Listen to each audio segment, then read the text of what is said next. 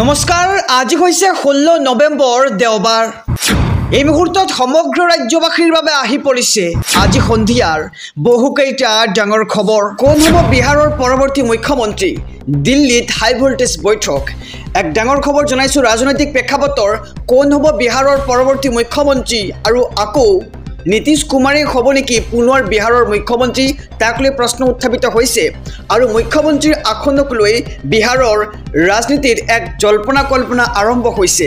আৰু দশমবাৰৰ বাবে মুখ্যমন্ত্ৰী হিচাপে শপত ল'বলৈ এক প্ৰকাৰ সাজু হৈছে নীতিশ কুমাৰ আৰু চৰকাৰ গঠনৰ বাবে দিল্লীলৈ ৰাওনা হৈছে কেন্দ্ৰীয় মন্ত্ৰী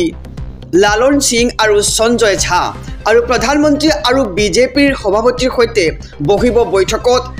বিৰোধীক ধুলিচ্ছাত কৰি এবাৰ শক্তি দেখুৱাইছে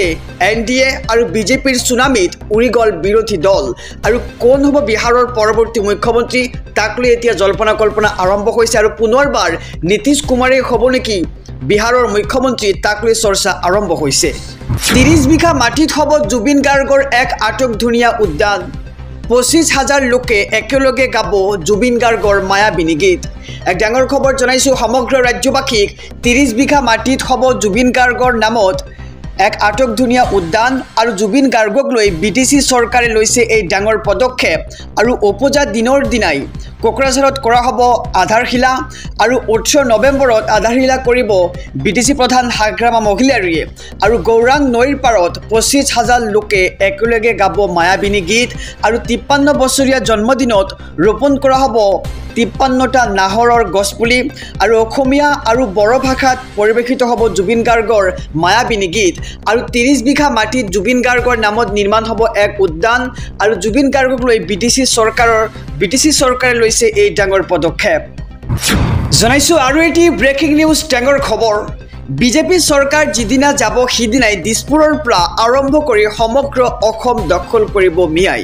এক প্ৰকাৰ বিস্ফোৰক মন্তব্য আগবঢ়াইছে মিয়াসকলৰ বিৰুদ্ধে ৰাজ্যৰ মুখ্যমন্ত্ৰী ডক্টৰ হিমন্ত বিশ্ব শৰ্মাই জনাইছো খবৰ এক ডাঙৰ খবৰ যিদিনাৰ পৰাই অসমত বিজেপি নাথাকিব দিছপুৰৰ পৰা আৰম্ভ কৰি গোটেই অসমখন মিয়াই দখল কৰি ল'ব আৰু যিসকল অসমীয়াই বিজেপিৰ বিৰোধিতা কৰিছে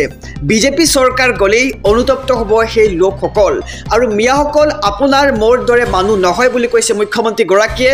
আৰু 40% আগ্ৰাহী মানুহ আৰু ফেচবুকত এইসকলে যিদৰে বেয়া কথা কয় বেয়া মন্তব্য কৰে বিজেপি নাথাকিলে ক'ত যাবগৈ চিন্তা কৰক অসমবাসী ৰাইজে এনেদৰে এতিয়া মুখ্যমন্ত্ৰী গৰাকীয়ে মন্তব্য কৰিছে সংবাদ মাধ্যমৰ আগত আৰু এইসকলৰ বেছিভাগেই হৈছে উদন্ত আৰু এইসকলৰ অভদ্ৰামীৰ সীমা নাই বুলি কৈছে মুখ্যমন্ত্ৰী গৰাকীয়ে আৰু অসমত অসমীয়াসকল একত্ৰিত হ'ব লাগিব তিনি গগৈৰ সমৰ্থক অসমীয়াৰ সমৰ্থক নহয় আৰু তিনি গগৈ মিয়াৰ সমৰ্থকহে কংগ্ৰেছ আহিলেই অসমত মিয়াৰ আগ্ৰাসন বৃদ্ধি পাব আৰু বিজেপি চৰকাৰ অবিহনে অসমৰ ভৱিষ্যত কেনে হ'ব মুখ্যমন্ত্ৰীয়ে আগবঢ়ালে ভৱিষ্যতবাণী আৰু যিদিনাৰ পৰাই অসমত বিজেপি নাথাকিব দিছপুৰৰ পৰা আৰম্ভ কৰি গোটেই অসমখন মিয়াই দখল কৰি ল'ব বুলি বিস্ফোৰক মন্তব্য ৰাজ্যৰ মুখ্যমন্ত্ৰী ডক্টৰ হিমন্ত বিশ্ব শৰ্মাৰ জনাইছো আৰু এটি ব্ৰেকিং নিউজ ৰাজ্যবাসীৰ বাবে এটি ভাল খবৰ 19 নৱেম্বৰত কোটি কোটি কৃষকৰ একাউণ্টত সোমাব PM কিষাণৰ 21 নম্বৰ কিস্তিৰ ধন আৰু আপুনি এতিয়াই আপডেট কৰি লওক আপোনাৰ বেংক একাউণ্ট জনাইছো সবিস্তাৰে খবৰ দেশৰ কৃষকসকলৰ বাবে আহি গ'ল ভাল খবৰ 19 নৱেম্বৰত দেশৰ কৃষকৰ একাউণ্টত সোমাব 2,000 কোটি টকা আৰু আপুনিও সাজু হওক PM কিষাণৰ 21 নম্বৰ কিস্তিৰ ধন ল'বলৈ নতুন নিয়মেৰে এইবাৰ দেশৰ কৃষকৰ একাউণ্টত জমা হ'ব ধন আৰু আজি কৰি লওক KYC আপডেট আৰু KYC আপডেট নকৰিলে লাভ নকৰিব PM কিষাণৰ ধন এটা অতিকৈ জৰুৰী খবৰ জনাইছো যদি আপুনি PM কিষাণৰ ধন লাভ কৰে তেন্তে আপুনি অতি শীঘ্ৰেই আপোনাৰ KYC আপডেট কৰক নহলে কিন্তু আপুনি নাপাব PM কিষাণৰ 21 নম্বৰ কিস্তিৰ ধন আৰু জালিয়াতিৰে নাম সন্নিবিষ্ট কৰা হাজাৰ ভুৱা কৃষকৰ নাম কটা গৈছে ইতিমধ্যে আৰু PM কিষাণৰ 21 নম্বৰ কিস্তিৰ ধন পাবলৈ সাজু হওক প্ৰকৃত কৃষকসকল আৰু মুকলি কৰা হৈছে এটা বিশেষ হেল্পলাইন নম্বৰটো হৈছে 155261 যদি কিবা সমস্যাৰ সন্মুখীন হয় ধন লাভ নকৰে তেন্তে আপুনি এই নম্বৰৰ সৈতে যোগাযোগ কৰিব পাৰিব আৰু দেশৰ লাখ লাখ কৃষকসকল এতিয়া লাভ কৰিব 21 নম্বৰ কিস্তিৰ ধন আহি পৰিছে ভাল খবৰ 19 নৱেম্বৰত দেশৰ কৃষকৰ একাউণ্টত সোমাব 2,000 কোটি টকা জনাইছো আৰু এটি ডাঙৰ খবৰ বিহাৰৰ দৰে ফলাফল হ'ব অসমতো অসমৰ প্ৰত্যেক ঘৰ মানুহেই ভোট দিব বিজেপিক এক ডাঙৰ মন্তব্য ৰাজ্যৰ মুখ্যমন্ত্ৰী ডক্টৰ হিমন্ত বিশ্ব শৰ্মাৰ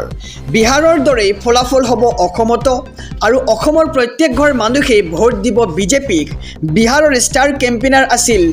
হিমন্ত বিশ্ব শৰ্মা আৰু বিহাৰৰ মেজিকৰ কথা ক'লে মুখ্যমন্ত্ৰীগৰাকীয়ে আৰু ৰাহুল গান্ধী য'তেই যাব ত'তেই বিজেপি জিকিব আৰু ৰাহুল গান্ধী বিজেপিৰ আটাইতকৈ ডাঙৰ ষ্টাৰ কেম্পেইনাৰ বুলি মন্তব্য ৰাজ্যৰ মুখ্যমন্ত্ৰীগৰাকীৰ আৰু ৰাহুল গান্ধীয়ে য'তেই নিৰ্বাচনী প্ৰচাৰ সভা কৰিব তাতেই জয়ী হ'ব বিজেপি আৰু ৰাহুল গান্ধী আহিলেই বিজেপি জিকাটো পাক্কা হৈ যাব আৰু ৰাহুল গান্ধী অসমলৈ যদি আহে তেন্তে